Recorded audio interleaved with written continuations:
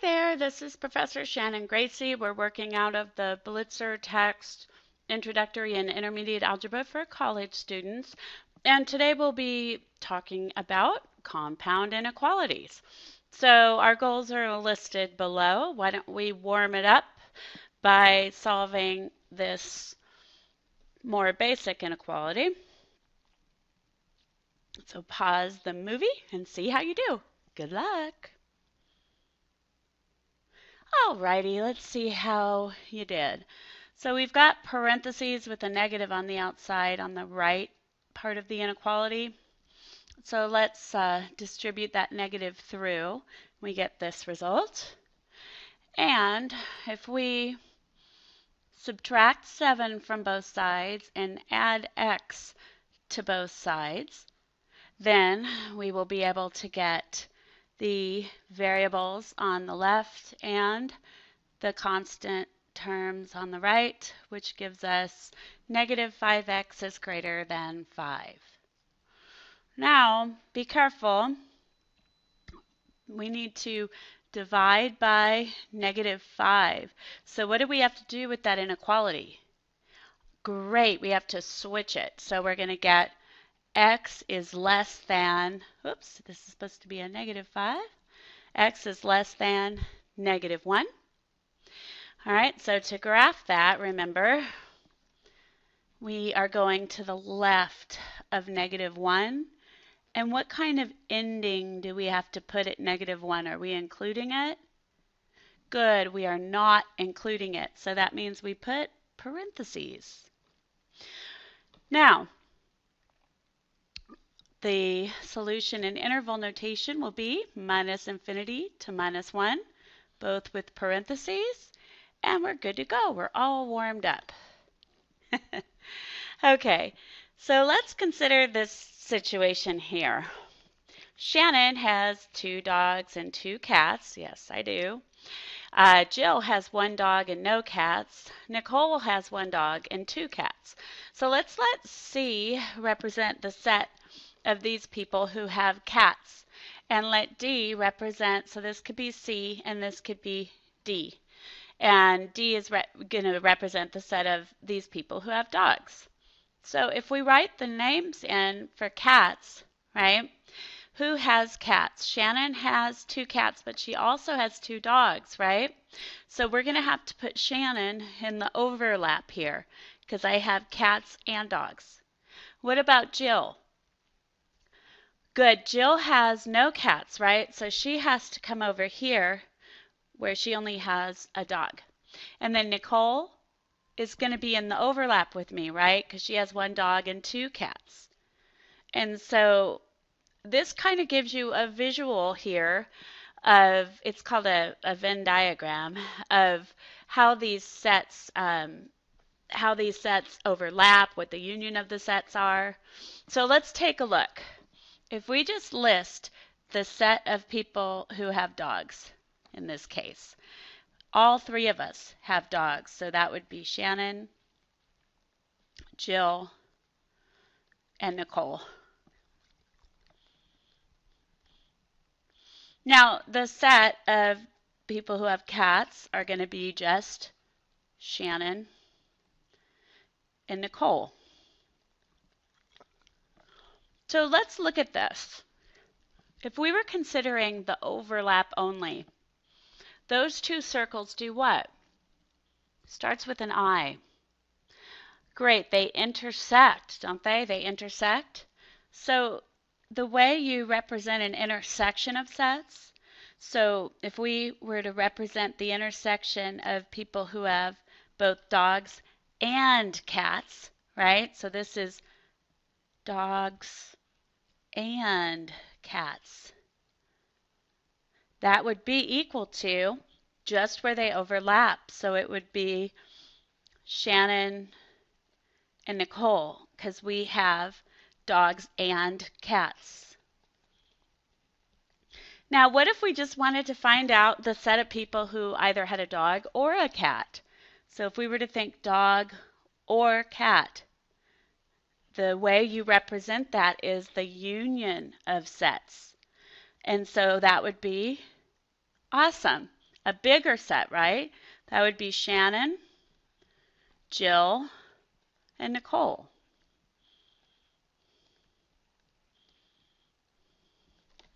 Okay, so we're going to be learning about this concept using inequalities and sets.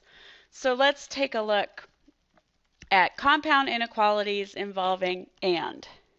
So if A and B are sets, we can form a new set consisting of all elements.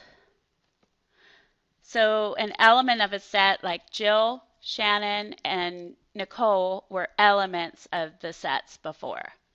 And so here, if we consider the elements that are in both A and B, we find the intersection of the two sets. So the official definition, the intersection of sets A and B, written A intersect B, is the set of elements common to both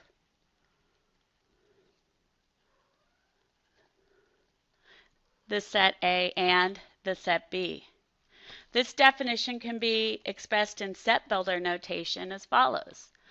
So A intersect B equals X such that X is an element of, that funny E it means an element of A, and X is an element of the set B. So the next example has us find the intersection of these sets. So the intersection of these guys, we have to look for elements that show up in both sets, all right? So let's see, 1 shows up in the first set but not the second, so that's not going to be part of the intersection. 3, good, shows up in both, right? And then 7 does not show up in both, 8 does not show up in both. So the intersection of these two sets is just a single element of 3. All right, so part B, let's take a look. Does 1 show up in both? No. How about 2? Good, yes. How about 3? Nope. But 4 does. And what about 5 or 6? No. So the intersection of these two sets are 2 and 4. And this last one, let's check it out. -4 does not show up in both. -3 does not show up in both. -1 does not show up in both. And then if so basically there is no element that both of these sets have in column. I'm sorry. There's no element that both of these sets have in common. So therefore, there is the empty set. There is no intersection. So you just have an empty set. Okay, so now if we're dealing with inequalities and they involve an intersection of sets, or the word and, you solve each inequality separately. Graph the solution set to each inequality on a number line and take the intersection of these solution sets. This is where the sets will overlap. Okay. So what I did for these examples is I drew 3 number lines. So the first number line will be the first inequality, the second number line will be the second inequality, and then you give the solution for the intersection on the last one. And for each of these, let's put the solution in interval notation as well. So if I'm graphing x greater than 1, good, I go here and put the parenthesis, and then I include all the values that are to the right of 1. And so in interval notation, this would be 1 to infinity. Now, if I take the next one and I take a look at x greater than 4, well, I'm not going to include 4, and I'm going to go to the right of 4. So the solution for this second one in interval notation would go from 4 to infinity, non-inclusive. Now I want to look at where this blue and green graph intersect. Do you see starting at 4, right? Starting at 4 without including it and going infinitely to the right, I'll get the intersection of these sets. So the end solution will be, I'll do it in black, will be this one here because these are the elements in common to each. So at the end of the day, our solution is 4 to infinity. All right, so why don't you pause the movie and try the next example on your own and see how you do. Good luck. Okay, let's see how it went for you. So again, the very first inequality is x less than 6. So 6 is not included, and we do everything that's to the left of 6. And so in interval notation, this one is minus infinity to 6, non-inclusive. Now the second inequality, x greater than negative 2, again, it's non-inclusive, so we do the parentheses.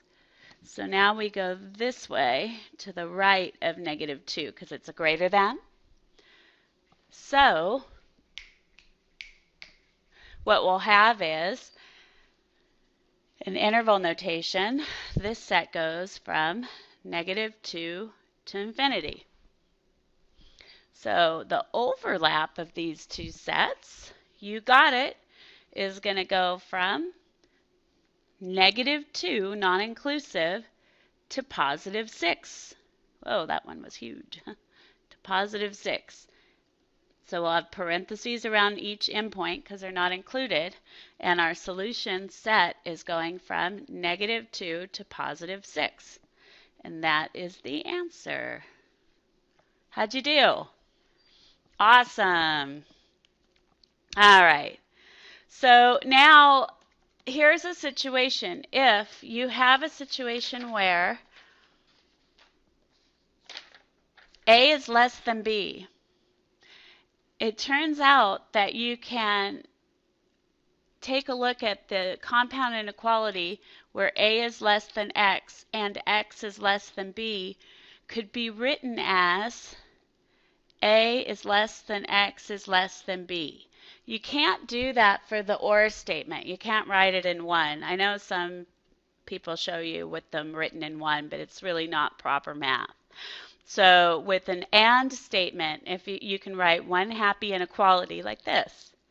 So what you do to solve these is basically you will do the same operation to all parts of the inequality.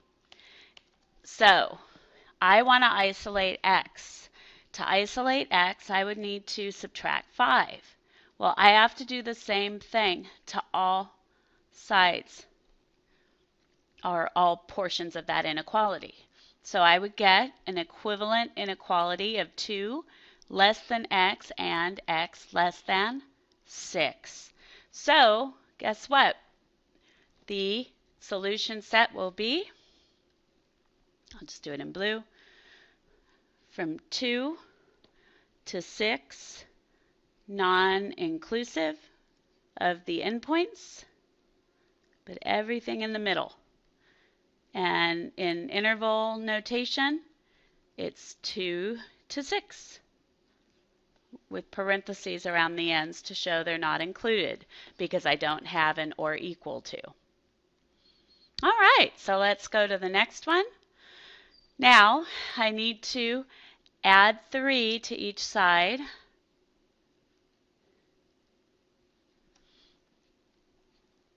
And then I will get 6 is less than or equal to 4 times x, which is less than 22.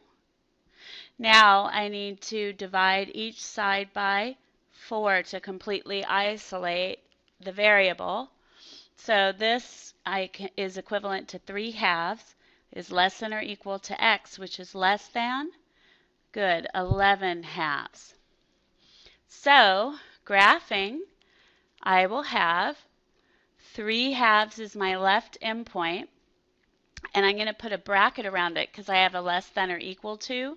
So 3 halves is 1.5, so it's going to go about here.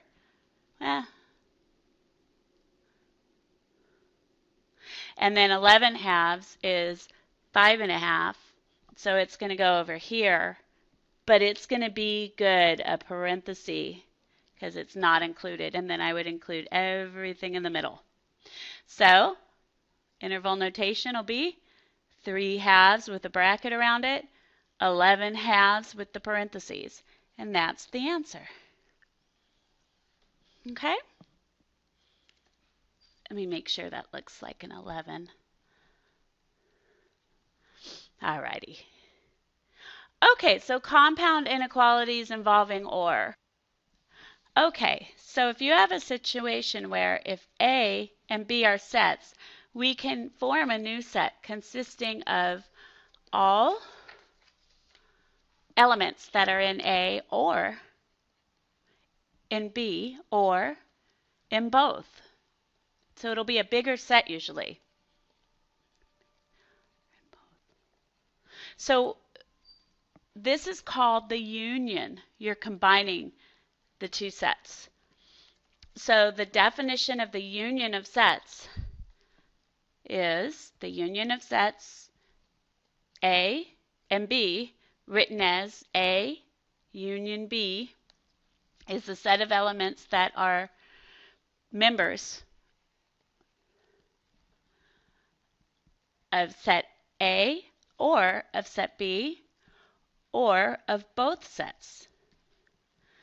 So A union B equals X such that X is an element of A or X is an element of B. So let's find the union of these sets. Basically, without repeating an element, we list the elements that are in each set.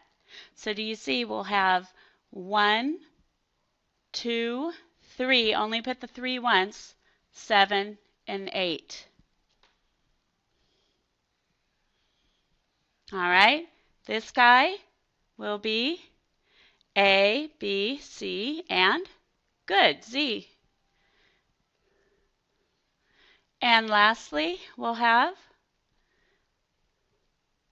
-4, -3, -2, -1, 3, and 4. So you see how these are bigger sets because they include the elements that are in both of the sets. They do not have to overlap. So solving the inequalities, compound inequalities involving OR, you can solve each inequality separately. Graph the solution set to each inequality on a number line and take the union of these solution sets. This union appears as the portion of the number line representing the total collection of numbers in the two graphs.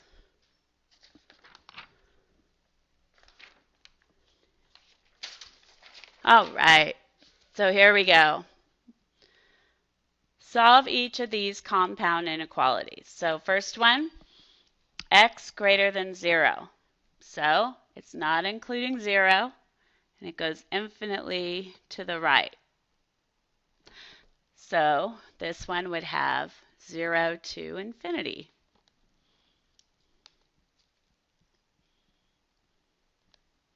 Next we have x greater than or equal to 4. So that one would look like this if I graph it with the bracket to show we're including 4. Then we would have 4 to infinity with the bracket around the 4. Now for the union, we want to include all the elements of both sets. So the way to include that is going to actually be what we had in the blue. If we go from 0 non-inclusive to infinity, that represents the elements in both of the sets. We're including the elements in both sets. So that would go from 0 to infinity, and that is the answer. Both those are the answer. All right, so x less than negative 3 or x greater than 5. So x less than negative 3 will be this one. X, so that would be, let's see, minus infinity to negative 3, non-inclusive. X greater than 5 would be over here. So we'd go from 5 to infinity, non-inclusive. Now, if I want to represent the elements in both these sets, I have to do both. So the union will be this guy and this guy.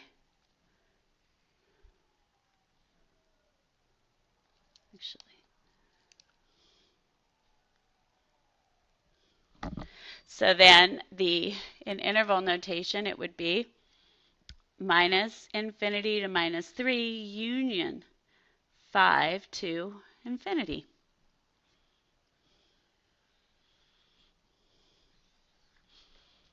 Okay? Okay, so here we go. I apologize. This is a copy and paste error. There is no shorter form for this one. So let's see. Example 6, solve and graph the solution set. Negative 12 right here. Okay, so make sure you make that change to that first inequality. So here we go. We will have x minus 2x minus 10 is less than negative 12. So that will give us negative x minus 10 is less than negative 12. Adding 10 to both sides, we will have negative x is less than 2. And dividing both sides by negative 1, we will have x is greater, remember to switch that inequality, greater than negative 2. Now, working on this one, we'll have to subtract 6 from both sides, and we'll get 5x is greater than negative 7, and dividing both sides by 5, we'll have x is greater than negative 7/5. So let's take a look at these two excuse me, inequalities. We have x has to be greater than negative 2 or x greater than negative 7/5. So do you see that negative 7/5 is about negative 1 2/5? So if I just represent the x greater than negative 2, I will have encompassed the inequality x greater than negative 7/2, because that one would have been, I'll just draw it in really quickly and then erase it, but x greater than negative 7/2 would have been like that. You see? So the blue line encompasses both. So I'm just going to go ahead and erase that red, and then our solution will be negative 2 to infinity, non-inclusive. Okay? All right, so let's take a look at the next one. So again, we have two inequalities with an OR statement. So let's go ahead and add 15 to both sides on the first inequality. And we'll have 4x is greater than 5. Dividing by 4, we will have x is greater than 5/4.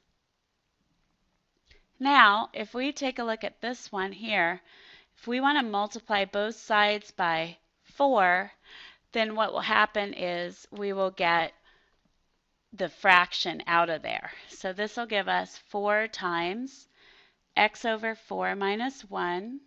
No, my apologies. 4 times x over 4 minus 4 times 1 is less than or equal to, well, on this side we can simply divide out the 4 and get 3.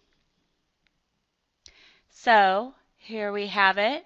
Now this 4 divides out, and we'll have x minus 4 is less than or equal to 3. Adding 4 to both sides, we will have x is less than or equal to 7. So let's think about it. That first inequality, if we were to do this one, let's kind of do a little scratch work. X greater than 5/4, right, would be, just for the heck of it, let's do this. Let's copy the number line, because this one, is a little kind of a thinker problem. So we're going to copy the number line, and we'll do it like we had done before.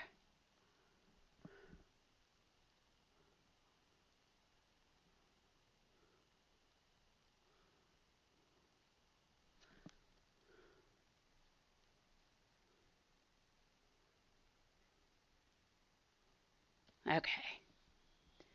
And then we can copy this one, and we'll paste it below. It's still big.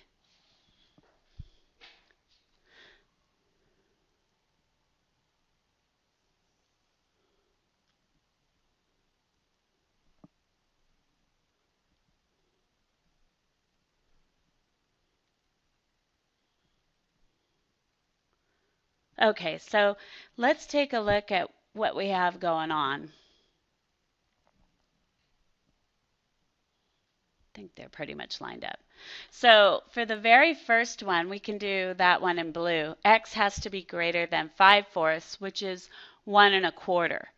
So 1 1/4 is about here. So this first one represents that first inequality solution. So 5/4 to infinity. Now the second one we'll do in green, x less than or equal to 7. So this one would look like this. We would include 7 and we go all the way to the left. Right. Now, if we look at the union of these two, do you guys see it would be the whole number line? So we'd be going the whole number line. So any real number is going to work as a solution to this union. So our answer, believe it or not, is going to be minus infinity to infinity. So that's the solution here. And, oh, I forgot to write this one in. This one here was minus infinity to 7. So our union is going to be both of them there. All right? Okay, so the next part will be section 9.3, where we'll talk about equations and inequalities that involve absolute value. So don't forget to work some problems from your problem set, and have a fabulous day. Bye.